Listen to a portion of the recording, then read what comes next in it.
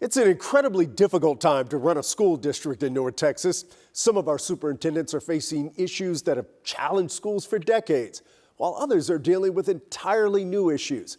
I sat down with 4 of our local superintendents to better understand how they're serving the teachers, parents, and students in their districts.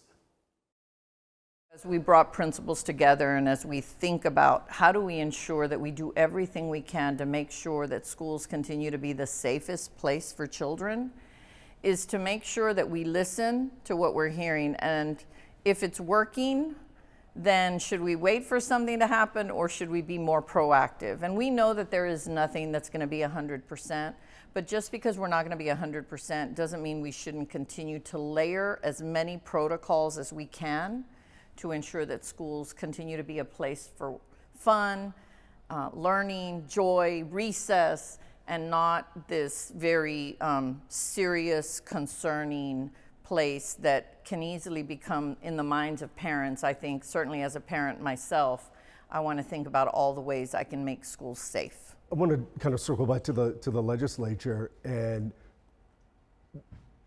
what didn't come out of it that you needed? Mm-hmm. Well, I certainly think more of a ISD approach, and by that, Chris, I mean the independent school district. We have school districts, because Texas is very unique. We have school districts like ours, 140,000 students, over 220 campuses, and then you have much smaller school districts with 100 to 200 to 1,000 to 2,000. So I think each of us needed some parameters, certainly around meeting certain standards.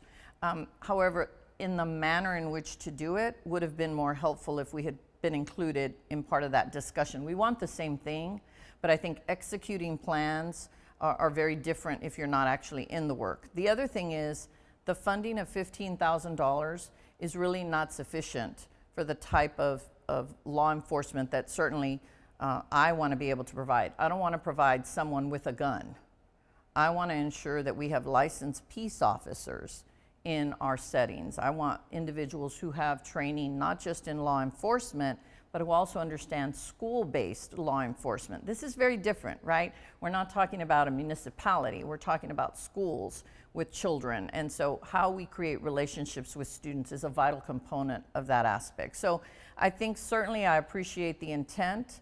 I also think it's my responsibility to make sure that I echo where we also have some areas that it would have been more helpful if we had had full funding and if we had had some parameters around how to ensure we meet the best needs of all of our schools. You also sounded the alarm saying that it was a state of emergency during this session to address teacher pay.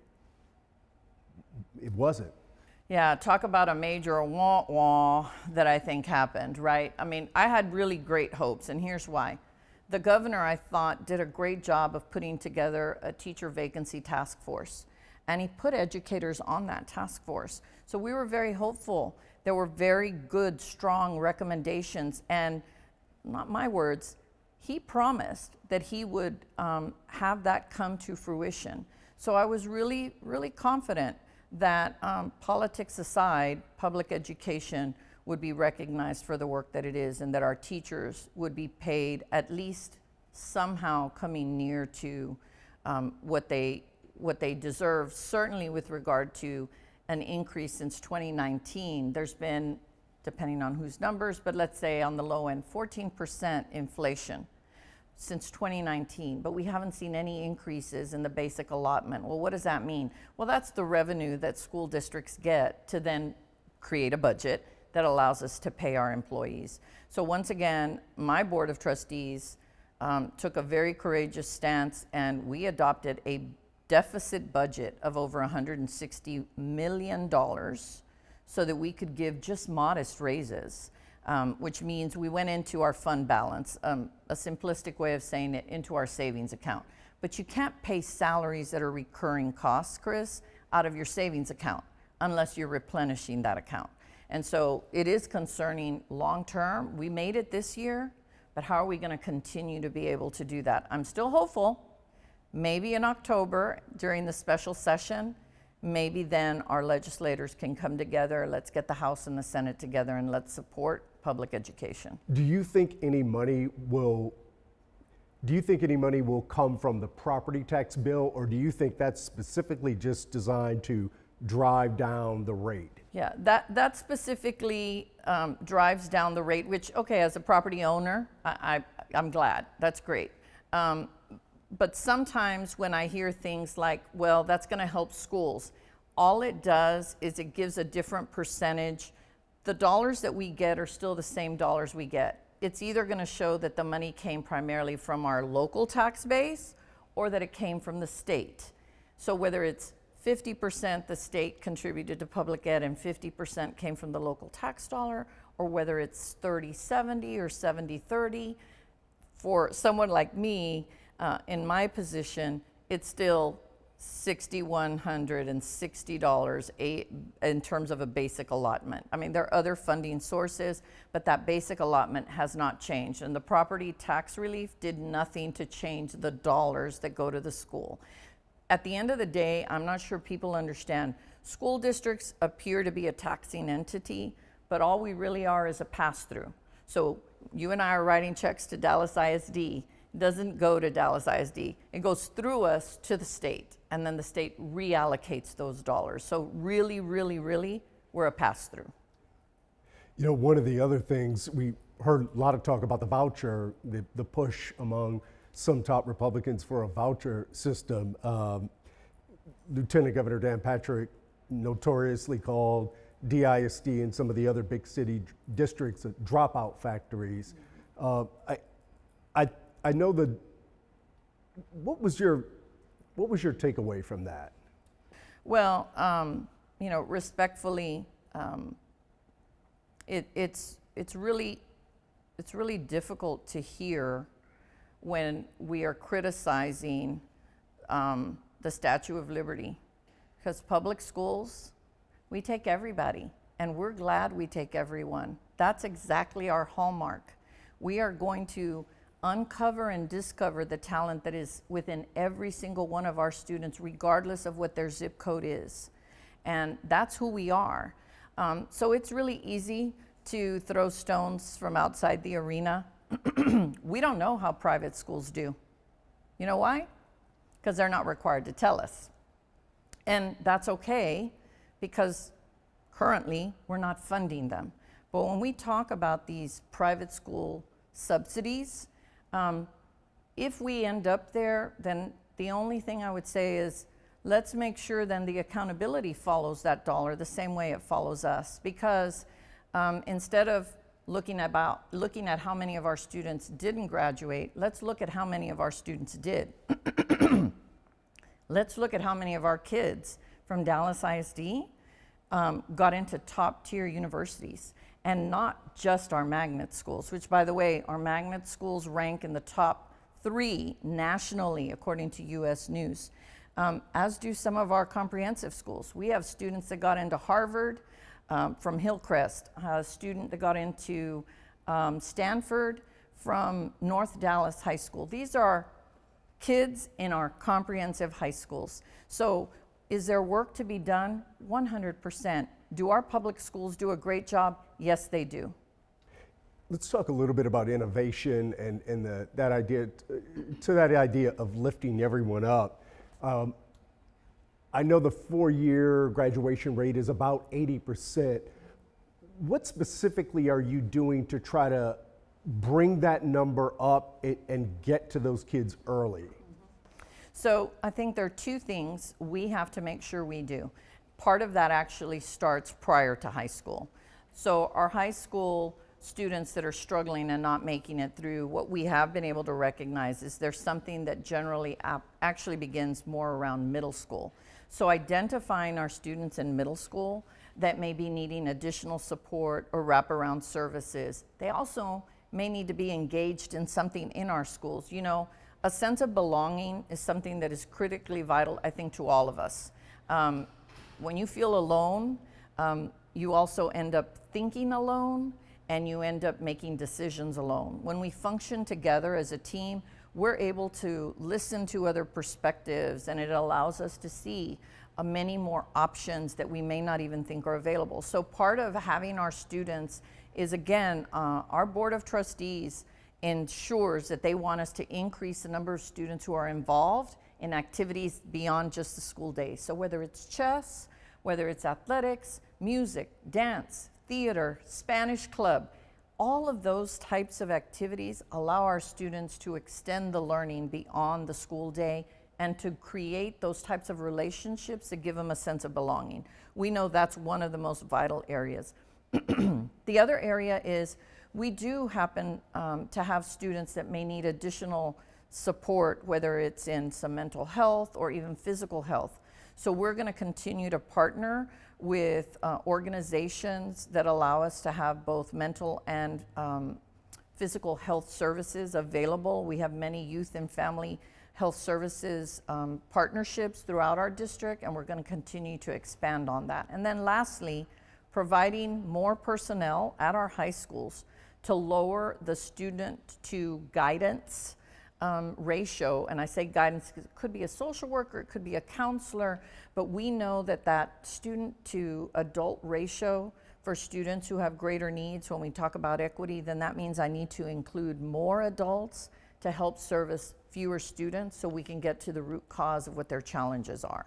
You know, to that end, are there mechanisms to identify which students are having attendance issues before they get to high school, and then on the back end, the older students who may be working, is there any way for them to take classes on an alternate schedule? So we do have a lot of flexibility, and you mentioned attendance. Chris, attendance is one of the first indicators at any age that we have some concern, something's happening. And so we're going to begin intervening earlier on as we begin to run how many kids have missed 2 days, how many have missed 3, how many have missed 6, so that we can then... This is at the middle school level. Middle school level, right away.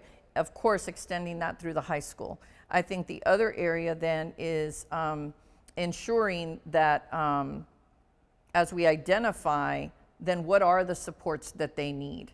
The attendance is usually a sign that there's a need. So we've got to identify what that need is so that we can appropriately intervene. Our students are truly resilient, but many times they think they have to do it by themselves. Speaking of attendance, do you think the state should change its benchmark for allocating funds from an attendance model to an enrollment model?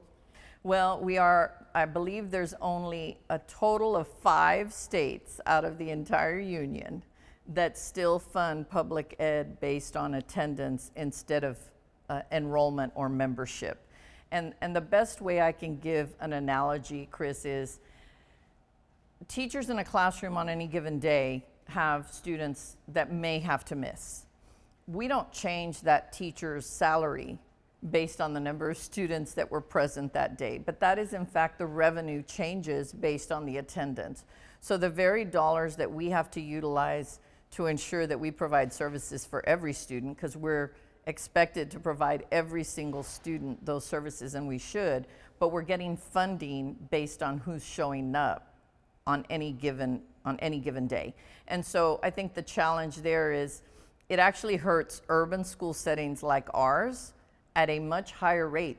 I think it's an inequitable practice, and here's why. Which students are generally going to have the least amount of access to health care, that are going to have the least amount of access to healthy foods, that generally is going to be in certain parts of urban school settings. Yet those are the very schools then that are going to have lower attendance and thereby have less funding. It doesn't make sense. Every time a teacher has a student that's absent, they have to do double or triple the work, because now they have to get Stephanie caught up.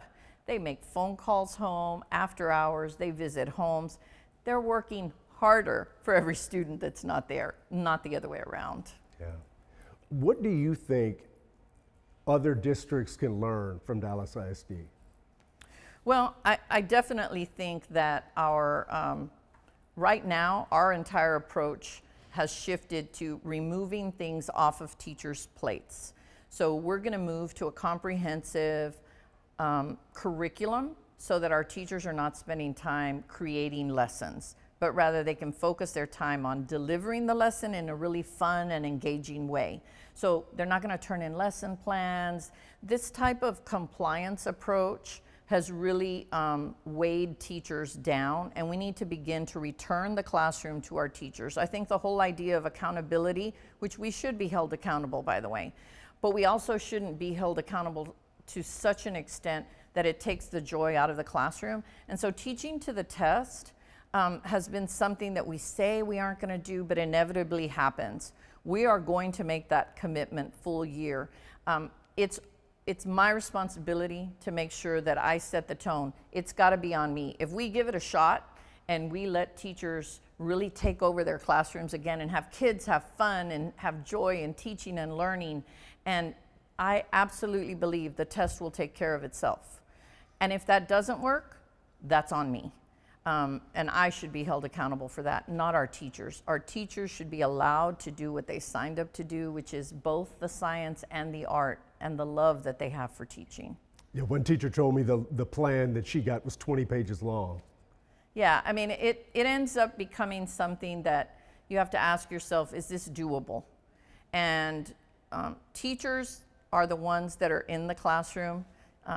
We might want to listen to what they've been telling us for a little while, and they've asked us, don't make us be so singularly focused on the test. And if that got us great outcomes, we would be having a different conversation.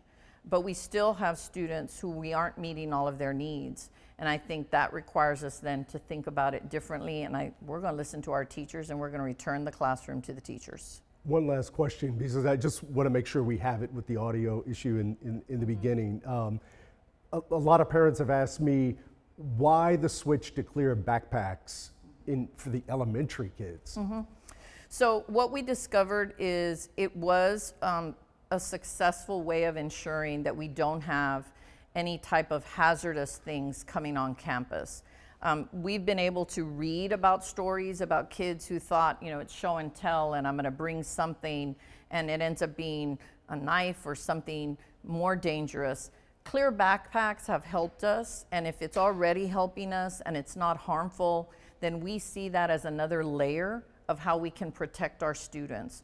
And so we don't want to wait for something to happen and then say, let's go to clear backpacks everywhere. And we wanted to make sure we also did this in a way that didn't impose another cost on our parents, which is also why we're not just expecting the clear or mesh backpacks, but that we would be providing them for each and every one of our students at the beginning of the school year as needed. Dr. Elizalde, thank you very much for your time. Thank you, Chris.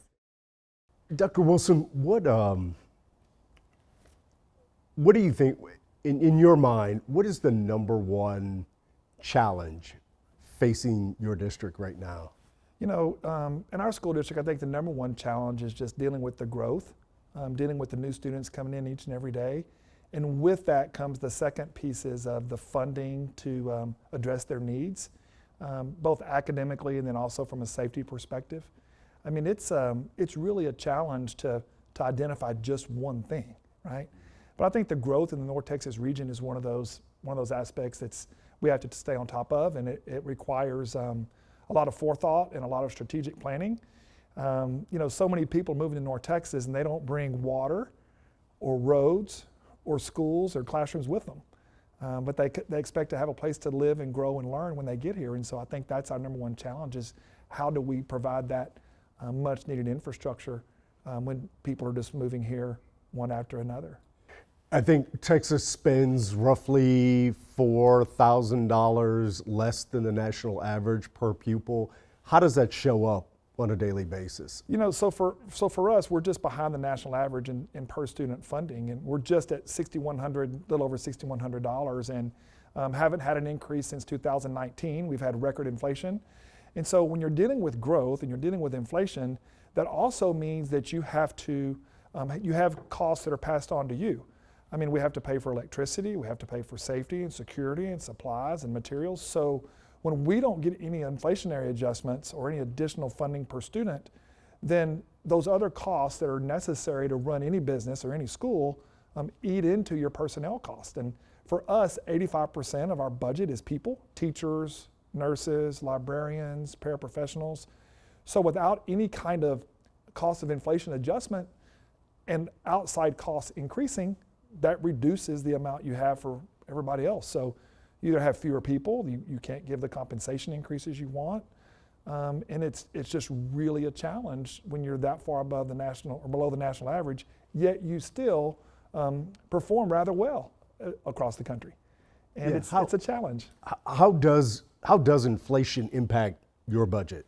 So if you think about fuel, electricity, supplies, materials, I mean, those things have gone up 18% or more the last 5 years, right? And when we have custodial services, and we have paper products, and we have all those things, it just continues to increase. So what happens is those resources that would normally go into the classroom or go to safety and security or go to other experiences for our students go to pay for the essential things we have to make the school work. We're just as concerned about the grid as everybody else is, right? I mean, we have 6 million square feet of space to heat and cool and equip and clean, and all those materials are subject to inflationary dollars that we buy from local vendors, right? And people in our state, they pass that inflationary cost on to us, yet we don't have any additional resources to pay for those. So it is a real challenge about how do you balance those things. And fortunately for us, we've had very supportive communities. It helps us with our facilities and allows and wants good experiences for our kids. But it's a challenge to address those inflationary costs when we have resources in our state that could help us with that, and we're not getting any access to that. When you looked at the record surplus that the state had coming into this legislative session, were you confident something would get done for the schools? I think that's what we heard during the election cycle in preparation for this session. With a record $35 billion surplus because of sales tax, oil and gas. And frankly, there's $8.4 billion of that is directly because of property tax increases across the state. A little known fact is that when property tax collections increase in local districts, the state decreases how much they give us because we only get $6,100 plus per student, regardless of who collects it. So part of that surplus already belonged to our taxpayers in our local communities. So for Denton ISD, if you look at the last biennial budget, the state legislature, there's an excess of $12 million the state had in the budget to send to us that they didn't because property values went up in Denton ISD. And so for 2 years, those dollars sat in Austin that could have been used here to help offset inflation costs, to provide compensation increases, to increase safety and security for our students. So we really felt like we would at least get some of that to help us meet those needs. And we all think there should be some property tax reductions across the state. At the same time, that was already our taxpayers' money that they thought was going to our schools, and now we're seeing tax rate compression, and you're seeing the $18 billion be able to be moved back to our citizenry, and there's still no additional resources for our schools, yet our communities think we're the ones who set that tax rate, and we're the ones who had those dollars, and the state's giving it back to them. When in reality, it was theirs all along. It's just been sitting in Austin that we already could have put into our local economy. So do you think that property tax values and per pupil funding should be separated? So I just think that we need first, we know that in order to meet the inflationary needs, we need about $1,000 more per kid, right? Second, the state needs to figure out how we're going to fund our schools to where they're paying 50% or more of the expense of educating our children without paying 50% or more by not increasing funding. There's two ways to get there, right? You increase the state share that they give you, or you just reduce how much local districts can gather themselves, and next thing you know, the state's paying 50%, which is that's where we're going right now. And so I think that those are really two separate conversations. Are we going to fund our local schools that develop the workforce, that create jobs? In Denton ISD, we have over 4,000 employees. So if you think about that from a community perspective, if we were a business that just shut our doors and took 4,000 employees with us, that would be the lead story that so-and-so left the area and took 4,000 jobs off the shelf. That's secondary to the fact that we actually create the workforce for our local business and industry. So when you're spending money on public schools, you're not just spending money to educate kids, you're putting money into your local community. 80% of our budget, 85% of our budget is in people. So when we pay those salaries, that then goes back to our local cleaners, our restaurants, our local businesses, and it's commerce. And so it's not an expense, it's an investment in your local community and an investment in your future workforce. When you look at the at that issue and drill down on it, you know, how House Bill 100 fell apart. Would that have addressed some of these issues? I think House Bill 100 would have helped. First, I think there was some really good legislation in both the House and the Senate. Both committees came up with some things that would have been helpful to schools. House Bill 100 was a step in the right direction. It wasn't near enough to get there. I also know that our state legislature has other things they have to consider and how they need to work through that. The most disheartening part was the inability to play together, right? You have good legislation and good things passed through both chambers, yet we can't get to an agreement to get anything to the governor's desk. That's frustrating because every one of our legislatures runs on supporting our public schools and supporting education and wanting to make sure we have a good workforce for the business and industry that's coming into our communities. And we're delayed in that now. We don't know what that's going to look like. And our communities are going to feel it at some point. What would it look like if school choice was passed and some of the dollars started going to parents who opt for private education? So first of all, our parents should have a huge say in their kids' education and what they do and how their kids learn. I mean, we work hard to partner with parents and have them be engaged and be involved. At the same time, we have educational professionals that know how to diagnose what kids need and don't need and can work through that. When you talk about private school subsidies is kind of the way we like to think about it because I'm not sure a lot of the students who would need or want to take advantage of any of that would be able to. Second to that, we're not fully funding our public schools now. We're $4,000 below the national average, as you talked about earlier. To think that we're going to start funding and putting more money into schools that aren't in our public schools now when we're not fully funded seems counterproductive. There are 1 million kids right now across the state of Texas that are in private school and or homeschool. 250,000 are in private school, 750,000 are in homeschool. So if not one kid leaves public schools today, and there's, say that's $6,000 a kid, just like what they give us, that's $6 billion a year to pay for those kids that they're not paying for now. If we have $6 billion to put into our schools, why wouldn't we start doing that to get us closer to the national average rather than to have a private school subsidy that pays for a group of kids that our state's not currently paying for? I had looked at one point, you know, when you talk about the budget, and one thing that struck me is teacher shortage is a incredible challenge for a lot of districts, and yet I think right now or recently, well, let me rephrase that. Teacher shortage is a huge issue for a lot of districts, and I read that you had fewer than 20 openings for teachers. How can that be? Well, first of all, we're very fortunate that we have 2 universities here in town that we partner with that provide teachers.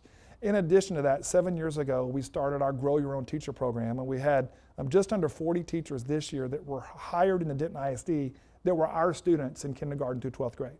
So we're just using a Grow Your Own program. We're working to get our paraprofessionals degreed so that they can become certified. We're creating an environment where teachers want to be. Our retention rate is really good. Our turnover rate's right around 10%, maybe a little over, a little less, depending on the year. And frankly, we're in an area of the state where people want to be. The economy is good. And I think that helps us. I also think it helps when we try to make sure we pull people into our schools that are from here, that the research talks about how close people want to work to where they grew up. Some people lived all over the country. Some people don't get very far from where their parents grew up and they would like to work there. So that's what we've tried to tap into. And so as we continue to grow our own and have upwards of 15% of our new teachers every year be those that went to our schools, we're creating that systemic culture and that opportunity for them to stay and be where they want to be. My mom was a public school teacher. There was a time when you hired a teacher and basically just said, we'll see you at retirement. These days, do you feel like you have to constantly re-recruit the teachers you have? Sure. I think one of the biggest things you do is not just recruitment, it's retention, right? We have to make sure we pour into them and that we support them with the learning they need to help their students. People don't go into this profession for anything other than helping kids learn. That's why they do it. And so we have to help them learn how to do that and how to hone their skills and give them a bag of tricks to really do a good job with their kids. As our teachers become a little bit more experienced in their careers and they learn more, they give back to our younger teachers, and it's creating that environment of giving back. And if your mom was in education for that long, she knows what it was like your first couple of years versus your last 4 or 5. Those are two different kinds of experiences that you have in your learning. And so we have to work really hard to differentiate how we develop and how we retain all of our teachers. And part of it is making sure that they feel valued and appreciated. And our board has a goal that's one of their 6 guiding principles, is that our teachers and our employees feel valued and appreciated, and we spend time on that. That's my job, is to work on that culture to keep the very best in front of our kids every day. You know, when you look at the one of the issues that we cover in several districts around the area now is the idea of what curriculum should be taught, what books should be in the library. With the system in Denton ISD, who is reading all of these books to sort of put them in one category or another? So first of all, we believe our parents should have that opportunity themselves for their child as to what's appropriate for their kid or not appropriate for their kid. If we're going to have parental choice, it needs to be parental choice in those aspects. And we've always had the ability for families to opt out or to choose an alternate assignment or to do any of those things in our systems. When it comes to who's picking which books, we have a professional, certified, master degree librarian on every campus. These folks spend their career finding things that are age appropriate for their students, that meets their needs, and they're the ones that help us select our materials. And we also depend on our book vendors to help us with that and to help us select and get large volumes of books. And then at the same time, we want to make sure our parents know what their kids are reading. So our catalogs are all online. Our parents can see them, they can reach through them. And so as you've seen that narrative happen across our region and across our area, there's always been that level of transparency about you can always pick and choose what your kid reads or doesn't read. In a lot of these systems, a lot of the individuals that are making the most noise may not even have kids in the school system where that noise is coming from. So for us, we think parents have the right and responsibility to tell us what they want their kids to read or not read, especially when it's a self-selection and they're going to the library and doing things on their own, right? And I think that's what is really intriguing about the entire narrative is parental choice is about having access to those things if a parent chooses to or not. How do you balance the idea of I want to choose what's appropriate for my child versus I want to decide what's appropriate for every child? Well, I think that's the hard part, right? It's like somebody wants to make sure they choose what's appropriate for every kid and in every situation.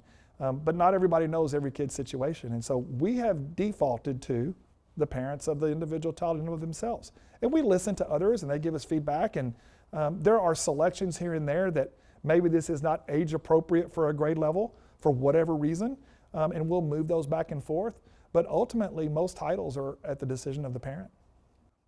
You know, as I look out here, you know, this beautiful field and you look at just the sheer popularity of high school sports, you know, in North Texas, and especially football, we've seen a dramatic change in the college game. And a lot of times these, you know, issues kind of filter down from the professional to the college and eventually down to high school.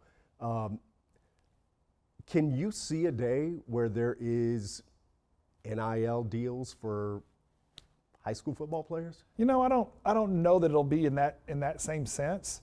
I think the NC2A is really learning some things about NIL in and of themselves, about how to best manage that and what that looks like. I think for us, it's about creating experiences and memories and moments for children through athletics or fine arts or anything else of performance that are meaningful to them. I don't think high school athletics or anything that's a high school extracurricular activity should be done for the purposes of you earning money while you're doing that right now. This is a learning experience, learning to be a part of a team, learning to sacrifice yourself for others, learning to get along with others, learning to compete at a high level. I think that there will be those athletes across our country that may see that differently, and I think they'll end up at prep schools or other places around the nation that's what they're there for. But that's not the job of public education and participation in our public school extracurricular activities. And frankly, the University Interscholastic League is governed by superintendents across the state. And I think our mission will always be that extracurricular activities are a part of the learning process. And then as students grow and learn and get more advanced, and that they'll make some money when they move out. At the same time, we have a career center here where our students produce our events and games, and they do the video for the video boards, and they run the cameras and do those things. We pay them to do that, right? It's outside of the school day. They've learned to do it, and so they work through that. So if there's something outside of school that becomes part of how you use your skill and use your techniques, that may very well happen at some point. But I think what you'll see is the fabric of our communities in the state of Texas rallies around their public school system. And we want people in Denton ISD to grow up as Broncos and Raiders and Wildcats and Bengals and feel a part of that so that they play for the name on the front rather than the name on the back. One final question. What, if anything, could other districts learn from Denton ISD? You know, I think part of it is just how you have to keep the main thing about student learning. On student achievement and their growth and their development of kids as people. I think we have an incredible school system that does focus on that. We try not to focus on things that are noise that get in the way of learning of our students. And I think if you're not careful, that narrative will take over and permeate through your organization.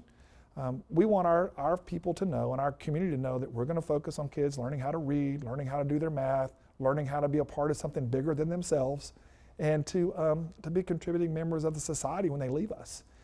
Going through COVID provided a setback for a lot of kids and a lot of people. But regardless of the setback, the story's in the comeback. And we're all about the comeback. I mean, it's really about where kids are when we get them and how far we can take them. We still have a little ways to go in math, and our kids are doing well in reading, and we're starting to see that literacy. And that's simply because they had that foundation before we had a break. Math is a little different. Every kid has a little different need. So for other districts around us, I think it's about focusing on the main things and keeping that the forefront of what you talk about, which means you have to go get the very best people in front of them each and every day. You have to have a viable curriculum to make sure your teachers are teaching the right things every day. And you have to have a way to provide parents and students feedback to how they're doing so that you can get them where you need to get them. And I think in North Texas, in our region, a lot of our districts have that main focus. And I think that's why you see it being the fastest growing region in the country. Denton ISD and Denton County and Collin County are two of the fastest growing counties in America. There's a reason for that. And I think it has to do with our public school system and the ability that you have to be a part of that. Have you had to, in terms of the math scores, have you, post-pandemic, have you gone back to look at ways outside of the classroom instruction time to kind of bring those kids along? Sure, there's a lot of different ways you have to do with regard to individualized tutoring and different pieces. The hardest part is for our teachers with a classroom full of 25 plus kids when they all have a delta in a different skill. That's the hard part for our educators. It's not like reading where you'll have 3 or 4 or 5 that'll be on a certain level, you can go in and help them with that. But when you have 24 or 5 students at different levels in math and they're all needing something different, it requires us to regroup based on concept and skill. It requires us to make sure we're telling our parents how they can help us help their students along the way. It gives them more time to do certain things as they learn. Just this week, we started our Jump Start program for our kids that have problems in algebra from 8th grade to 9th grade. So it's those kinds of activities that you have to do outside of the school day. At the same time, you're wrestling with quality educators and a teacher workforce and making sure you get the very best people for them. So without the very best teachers and a very good written curriculum, you're continuing to stay behind the 8 ball. Are there certain grades that are inflection points where if a kid's math scores are falling off, are there certain grades that are inflection points where you have to get them back on? You know, we use 9th grade algebra as our metric. We want our students to get through 9th grade algebra through the first time and be very effective and master that skill. And when they don't, we try to figure out, okay, what do we need to do to get them there? And forever, I say forever, but And historically you would have a student that would not be successful in math in the 9th grade, say Algebra 1. Well, then the next year they're supposed to be in geometry, and if they get Algebra 1 and geometry at the same time, the chances are going to be successful in either one of those is not good. So we have to do a lot of just skill development and reteaching based upon skill, and get them through when they master their skills so they can move to the next level. But it's Algebra 1 for us. Well, I guess let's just start with today. What, if anything, came out of the emergency board meeting today? We were discussing the possibility of going out to our voters for what used to be called a TRE. Is it an optimal time to go out now? Should we wait? Looking at various options. There's some things we need to do internally, looking at efficiencies and things like that. So just looking at the various options in front of the board and the community about where to go with that. Would this be for the November? Would this be for next year? Or it could be for November. It could be for a year from now. It could be for later in the not too distant future. But just looking at our options as a district for what we need to do. Yeah, I know Dallas ISD recently agreed to spend about $700,000 to put an armed officer on roughly 17 elementary school campuses. You obviously are a much bigger district. How are you going to afford that? Well, I think it's no secret that we've adopted a deficit budget, so we would have to afford something like that, we'd have to add to that deficit. But for us, we're talking more like $2 to $3, $4 million to put officers on every campus that we need them on. It's approximately 40 to 43 personnel units, and they might not be police officers. They would probably be some sort of security guard if we went that route as a school district. So I know you already have an officer at all the high schools and middle schools. How much would it cost to put them at more than 40 elementary schools? That's what I was alluding to. It's probably anywhere from $2 to $3 million to do that. Now, if we were to expand our SRO program, it would probably be more than that, but it's not possible right now for our local police force to supply us with 40 additional SROs. They have their own challenges with just trying to maintain their current police force. Yeah. When you look at this, what the new law mandated, is the district considering applying for an exception for funding issues? That is an option. We currently have roving SROs for our elementaries. We have schools in 4 cities: Frisco, McKinney, Plano, and Little Elm. And in each of those communities, we have elementary schools. And there is a roving SRO police officer that spends time at the various elementary campuses in all those communities. So we currently have a process for covering our elementaries. There's not enough personnel to put an SRO on each campus all day long. Do you worry if all of these districts are trying to find qualified applicants at the same time, do you worry about how that's going to shake out if you're looking for qualified officers at the same time? Plano and McKinney and Allen and Dallas and Fort Worth and Denton and on and on and on are too. That's a concern for all of us, because every school district in the state is having to fulfill the mandate associated with this law. And to find quality personnel with the training and the characteristics you want, and for someone that's in an elementary school interacting with students and teachers, that's going to be a big order to fill for everyone. I know the state is providing up to $15,000 per campus. Another superintendent I spoke with said the actual cost would be $60 for salary, and when you include benefits, closer to $70 to $80. Do you? I'm sure that's probably accurate, and it could be even more. Yeah. And you can see $15,000 won't touch that. Yeah.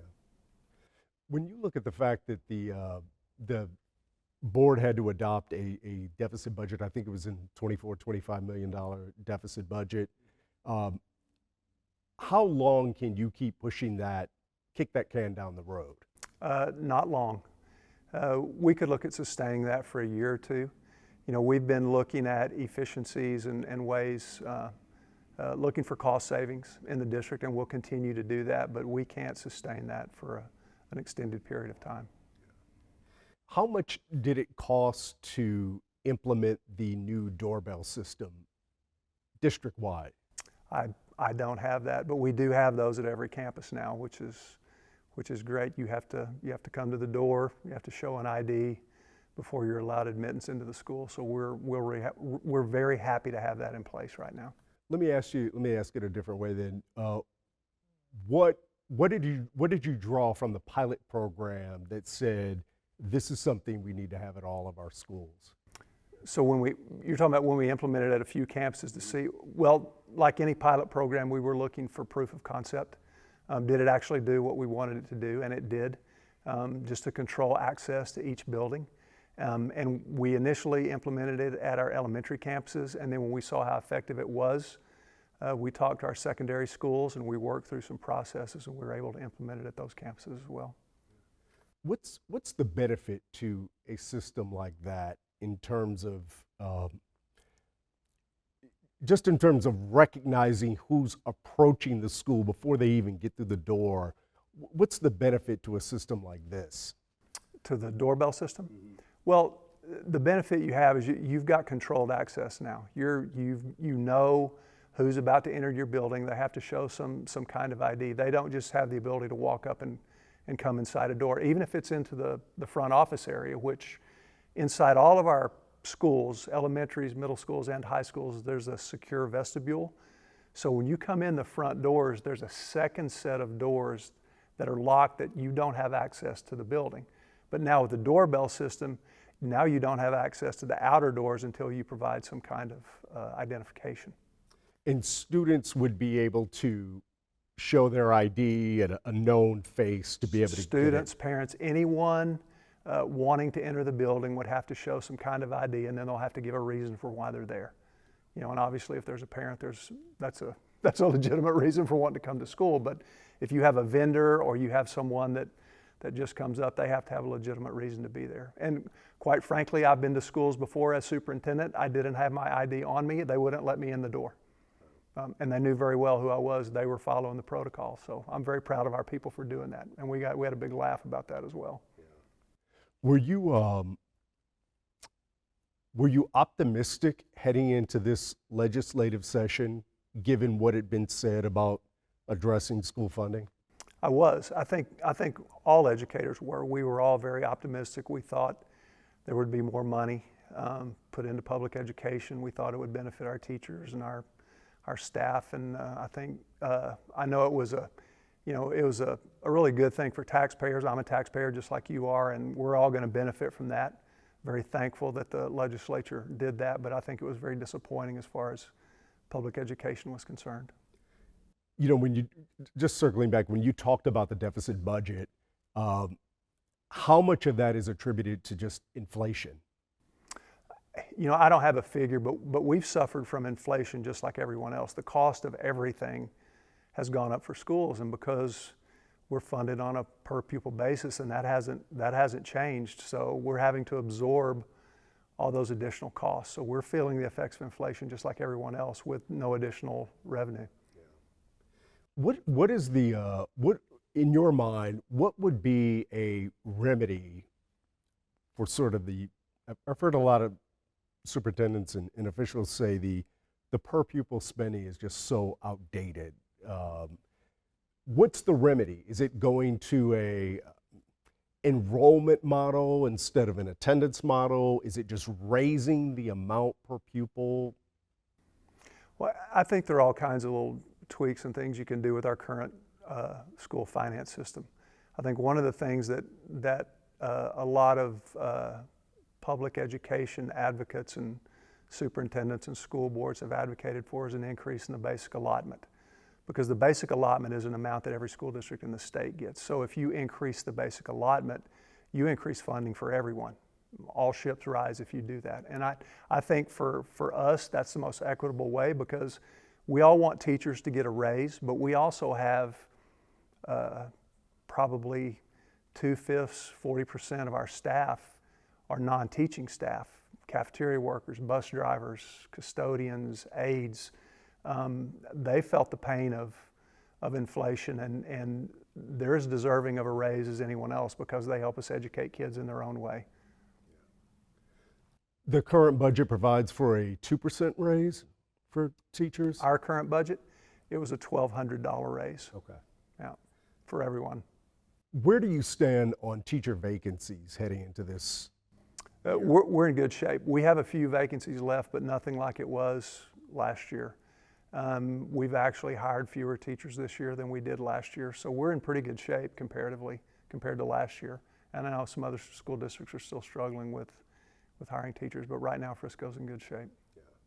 When some of the teachers that I've spoken with say behavior has become a bigger and bigger issue in the classroom, that if there's a disruptive student, the other students have to leave the class to get taken out of that classroom while that student is dealt with, and it disrupts the learning. What do you say to teachers who are saying the behavior is starting to get out of control? Well, we've seen an increase in student behavior issues since the return from the pandemic, since we have brought our kids back into the school system, and since the online learning has kind of gone away and students were coming back, we saw a significant increase, and that was across the state, probably across the nation. That was just seemed to be a symptom of coming out of the pandemic. And so that's actually been a priority for us last year and this year, is to work with our teachers and our campuses and our staff on learning how to better manage those kinds of student behaviors. And there are a lot of things we've implemented that seem to be working. Is there an alternative to, if a student is being physically disruptive, is there any alternative to taking all the other students out of the classroom? Well, those incidents do occur, but they're very rare. And obviously that's a drastic thing to have to do, but keep in mind that the overall purpose of doing that is for the safety of not only the student that's involved in the behavior, but also protecting the other students. And that's not a common practice, and it's not applicable in every situation, and it does occur, but it occurs rarely. How hard is it post-pandemic? How difficult is it to find qualified substitute teachers when you need them? Well, several years ago, Frisco, for as long as I've known, we'd always run our own substitute teaching process. We hired the substitute teachers, we put them in the classrooms, and we really struggled with filling some of our substitute needs at that time. And so it's probably one of the first things we've done as a third party, but we employed a third party vendor to help us supply substitute teachers for our school district. And it has been very successful. And they can do things with their employees as substitute teachers that we could not, to kind of incentivize being a substitute teacher that a school district didn't have the ability to do. And it's worked very well for us, so we're very happy with that. Some of the teachers that we spoke with said some of the substitutes that they see can't even turn on a computer, have trouble with English. The teachers has to come out of her classroom to go help the substitute do the basic functions. I've not heard of anything like that in Frisco, but the group that we contract with, they've been very good about supplying us with quality substitute teachers. And let's see. Oh, just you look outside this school, brand new school, the high school right across the street, you got new housing on one side, you've got the PGA on the other. empty tracts of land with the construction going on. How I'm trying to think of the right way to say it. How big of an issue is growth in Frisco ISD? So for 3 decades, I guess, Frisco ISD has been planning for and dealing with really significant growth. There was a time when we were growing 3,000 to 3,500 students a year. And we have been very good at keeping up with and dealing with that. The community's been very good about approving bond measures so we could build new schools, hire new teachers, things like that. The growth in Frisco has slowed significantly. And it's because we're approaching build out. Now, we're not built out yet. We're going to continue to grow for the next probably decade or so. But some of the things we learned over the last 20, 25 years, we still employ those things. We hire demographers to help us project student enrollment, and we even have an internal demographer that helps with that.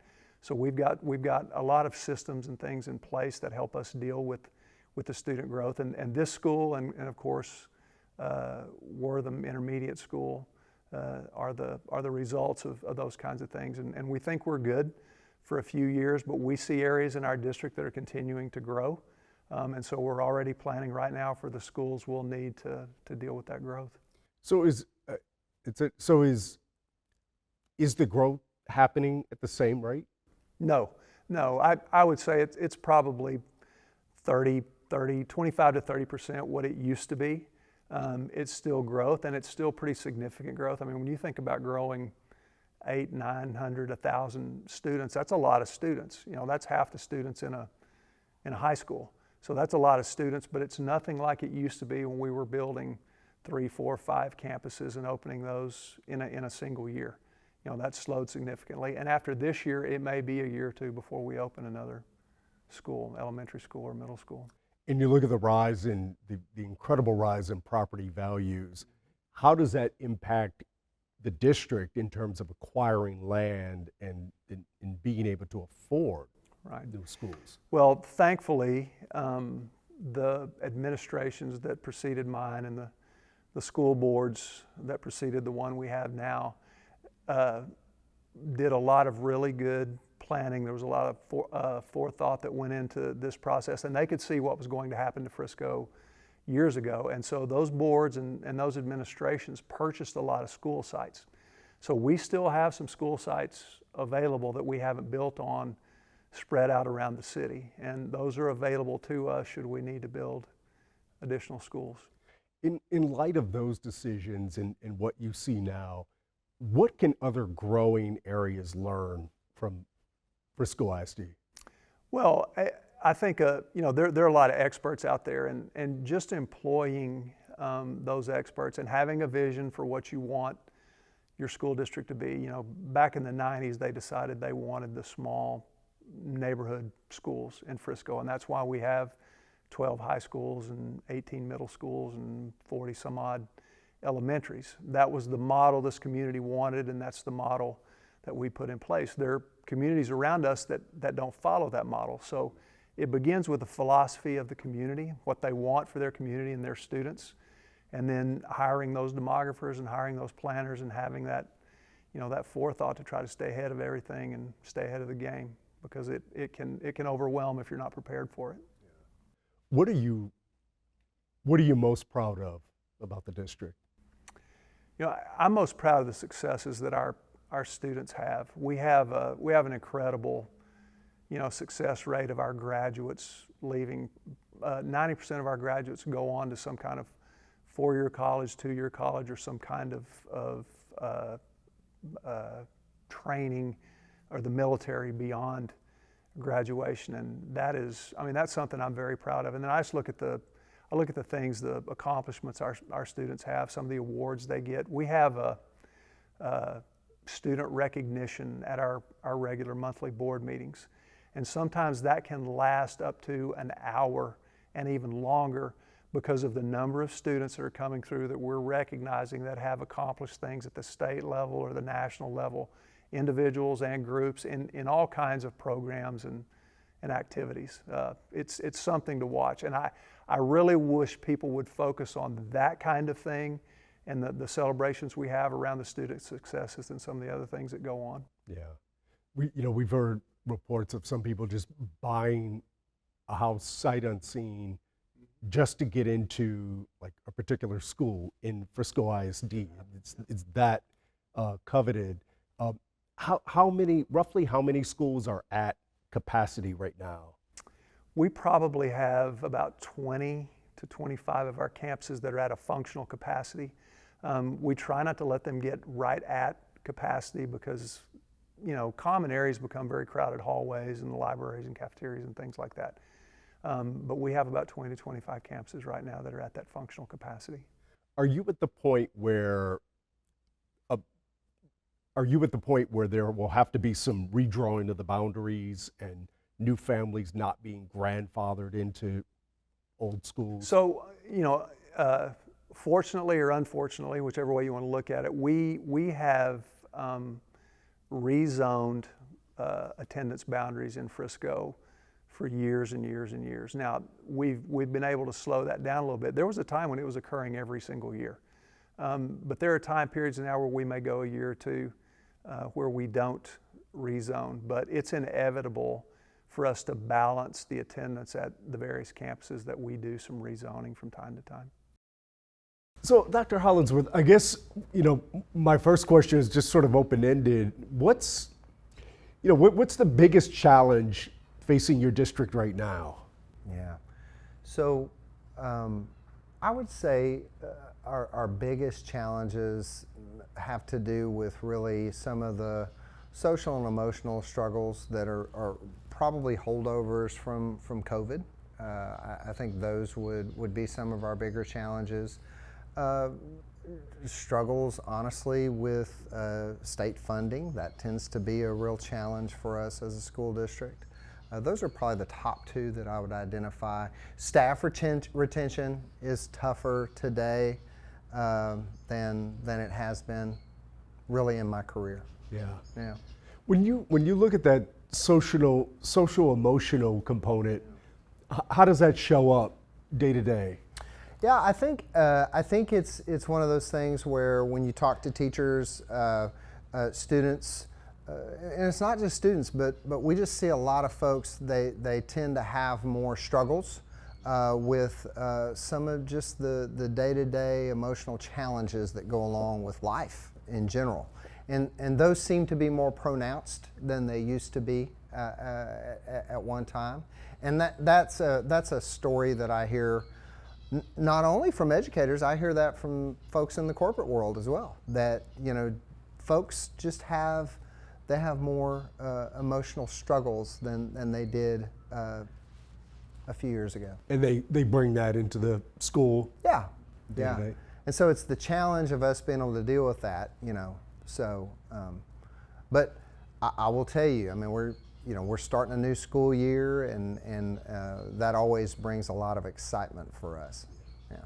Where, in terms of performance, where did the pandemic hurt students the most, and where do you still see the effects? I think I'll tell you one way that it's manifested itself, and this is a conversation we've had repeatedly in our district, and I know having it with other colleagues.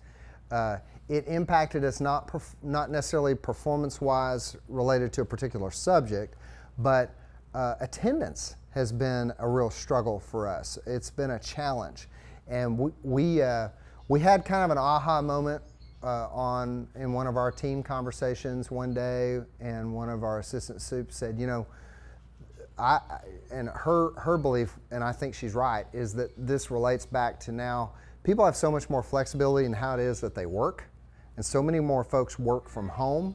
And so when little Chris is maybe his stomach's not feeling well or he's got a headache, if mom and dad are already working at home, hey mom, I don't feel very well. Okay, stay home.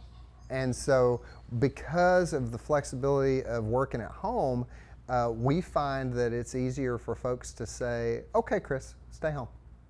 And that's been a challenge. Yeah. Yeah. Do you think the state needs to move to an enrollment metric as opposed to an attendance metric when deciding 100%. how much money to give the schools? Yeah, that would put us in line with about 46 out of our 50 states in the union to go to an enrollment-based funding mechanism just for that purpose. We are already incentivized and motivated for attendance to be good. Attendance has a direct correlation to student performance. And so we're already motivated. We want our kids to perform at high levels, and so I don't need the extra layer of funding attached to that. Yeah. From your discussions, is there any consideration to basing funding on enrollment, not attendance? Well, we hear talk of that down in Austin, but it hasn't come to fruition yet. We've just heard talk of that particular topic. Yeah. And when you look at the hopes going into this last legislative session and House Bill 100 sort of falling apart, where does that leave you now in terms of funding? Well, it was a disappointment because we know that the state is not hurting for money, and it is something that they absolutely could act on to the benefit of teachers and school leaders and kids. So we were disappointed in the outcomes of what the legislature did, and it leaves us in a tighter situation than we should be in. We're a fast growth district, and districts that are growing fast, because the funding mechanisms are not changing from the state, that makes it a real challenge for us. We spend a lot of time educating folks because people see the growth in property values and they say, well, what are y'all doing with all that extra money? And what they don't realize is that by formula in the state of Texas, when I collect more locally, the state reduces their aid to us at almost a commensurate rate. So we see very little benefit from the additional values because the state reduces their share to us. People think you're directly collecting that money, not that it's going to the state and then getting reallocated to you. Yeah, we do collect we have collected more locally because of higher property values, but when we collect more, the state cuts their aid to us at the same percentage, and so that's pretty tough, and people don't realize that. They say, well, they just must be I don't know what they're doing with all that money. Well, what they're doing is the state's adjusted that, and so what's happening is your local districts, your local property taxpayers are picking up more and a higher share of the cost of public education, and the state is picking up less. 20 years ago, Waxahachie was growing at a 1.8%. Now it's growing nearly 5% a year. How do you handle that kind of growth? Yeah, so really thankful that our community has supported us recently in the passage of a significant bond for us to be able to build buildings. We're currently, Chris, just under 11,000 students. We will exceed 17,000 students in about 8 or 9 years. So in the early 30s, we're projected to have more than 17,000, and if you project that out to the early 40s, we project to have more than 26,000 kids. That's tremendous growth. In WISD. We have a really large footprint, and so we're going to grow for a really, really long time. And I tell folks, the Metroplex grew to the north for a really, really long time, and it's almost to Oklahoma. And now they're saying, hey, let's go south. And so folks are moving to our area. And because of our community, we have an incredible sense of history and community pride, and folks who've lived here and grown up here, and then folks who've come in new in the last 10 years or so. And it's a wonderful combination of folks who say, hey, we're going to continue to support our schools in Waxahachie, and we're really grateful for that. Yeah. You have how many new schools opening this year and next? Yeah. So no new schools opening for 23-24. We will open next year. We'll open elementary school number 10, and we are opening a new Wildman STEAM Academy. It's our STEAM elementary school. It's currently in one of our oldest buildings in the district, and it will get a new building and will double their capacity. So next year we'll open a building and a half more, okay? And so that's the immediate plans.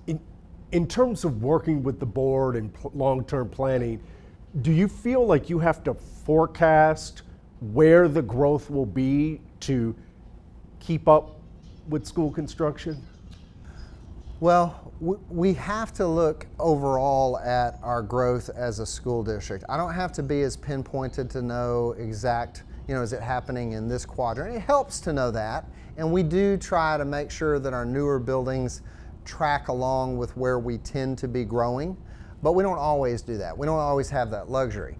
For example, sometimes land is more accessible and not as expensive in an area where maybe we're not growing as fast, if that makes sense. So our northern half, the part that's closest to Dallas, we're seeing the greatest growth, obviously.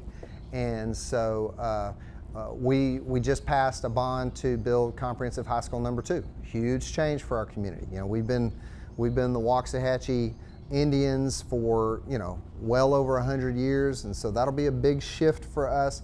That property is south of the main downtown area, about 2 miles south of that. So you guys, the community is about to undergo a pretty big change. Oh yeah, it's gonna, and the thing is, one of the things that we've shared with our community is this will be our new norm for a really long time.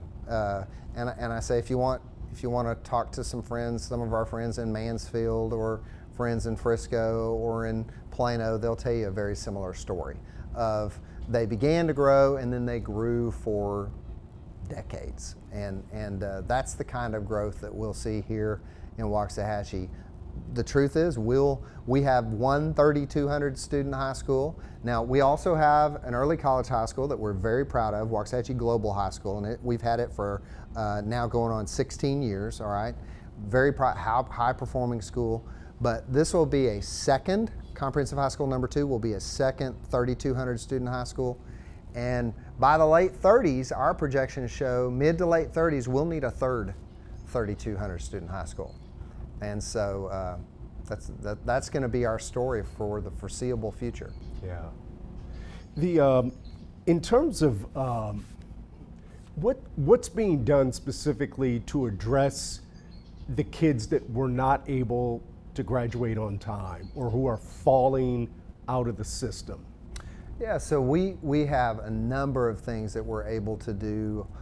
First, on campus, the first thing we do is our administration continually on campuses continually monitors and watches the performance of our young people, and so we're able to typically intervene without losing a kid or a kid being in a place where he or she's going to drop out, right?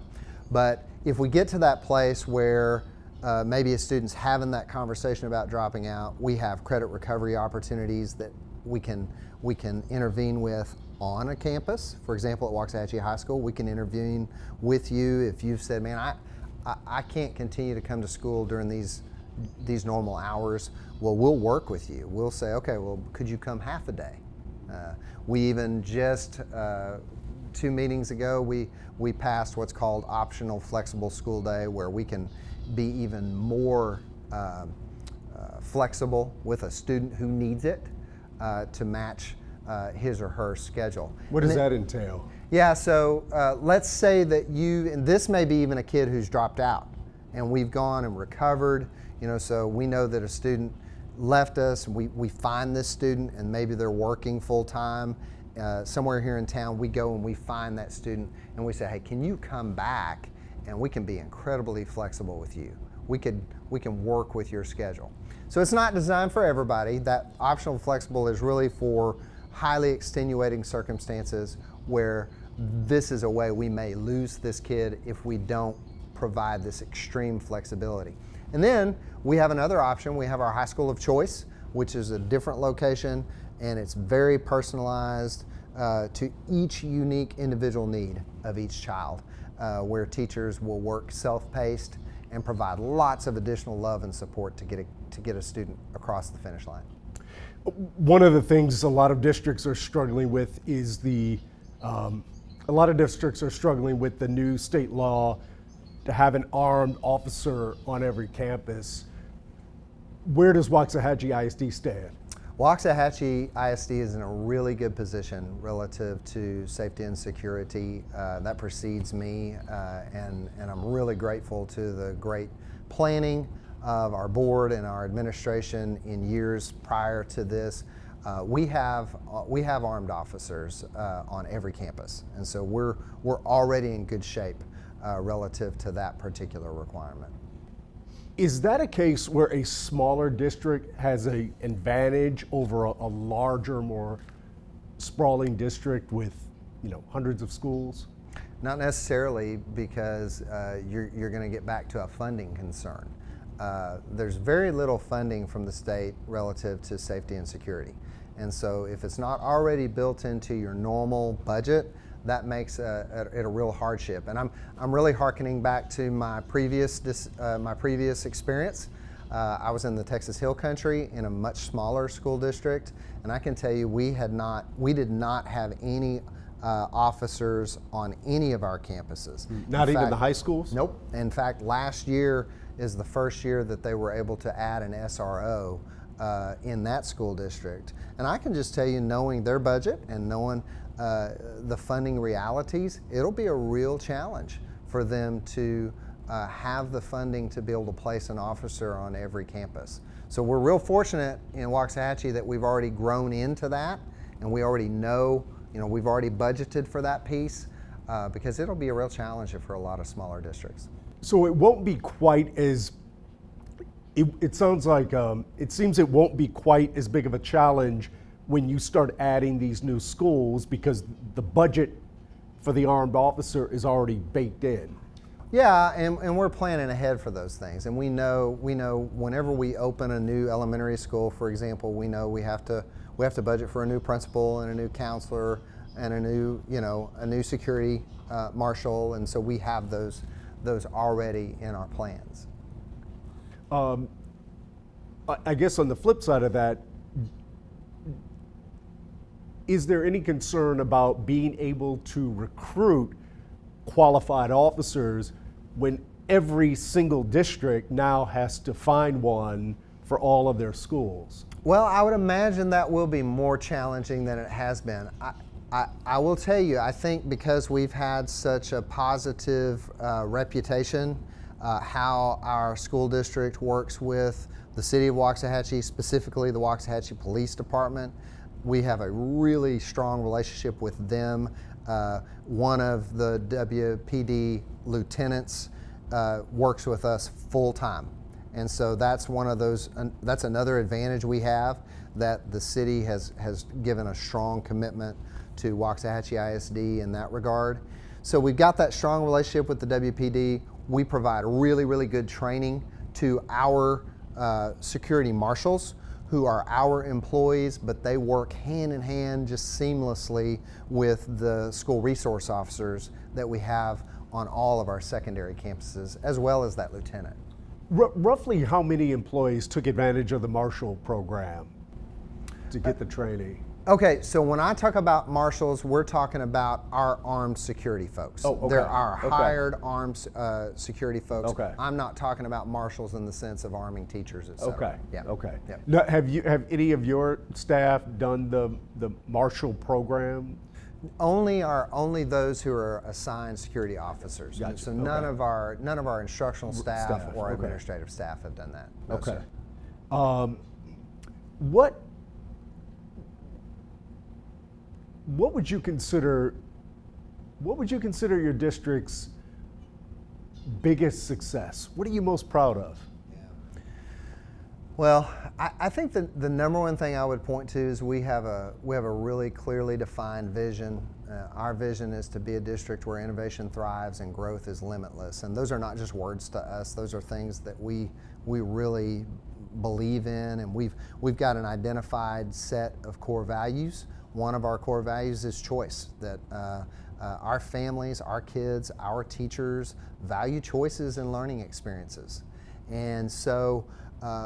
The thing I'm most proud of is that we not only identified, we went through a long listening process. Okay, community, tell us what you value the most. Tell us what you want, what are your dreams for Waxahachie ISD? And out of that, we had 4 very clear core values that we identified. And so I'm most proud of the fact that we're living out those core values. And we're sitting in one of those best examples. One of our core values is choice. Another is our relationship with community. And that's all over our district. How we, this morning, HEB was knee deep in our convocation, and they're there to support our teachers and love on our teachers. Our Education Foundation, which is made up of business and community leaders from throughout the city of Waxahachie, those are 2 great examples. And so we're sitting in Marvin Biomedical Academy. This is one of our oldest elementary schools historically. Marvin's been around for a very, very long time. For a long time, we were seeing this as an underpopulated campus. And so last year, we partnered with Baylor Scott and White, Waxahachie, and we transformed this from Marvin Elementary into Marvin Biomedical Academy. And so they send their staff over here on a regular basis to work with our teachers and our students. On day 1, they'll be here to greet kids at the door, and they wear their scrubs, and the kids they're very accustomed to this. And we actually have a liaison on the Baylor Scott and White Waxahachie team who works seamlessly with our principal here to look for opportunities to infuse biomedicine into our learning. So that's a beautiful example of us living out those core values, and we're really proud of that. Yeah. What's one thing other districts could learn from yours? I think that's it. You cannot tap in too much to the community around you. At least that's the case here. There's so much belief in this community. People who grew up here, and even those who are relatively newcomers like me, people who come here truly buy into being a part of the community. And we've found that our community is not just willing to come in, they want to be here on a regular basis, and they want to think creatively with us about new avenues to not just support learning, but to really create rich learning experiences that wouldn't otherwise be available. Yeah.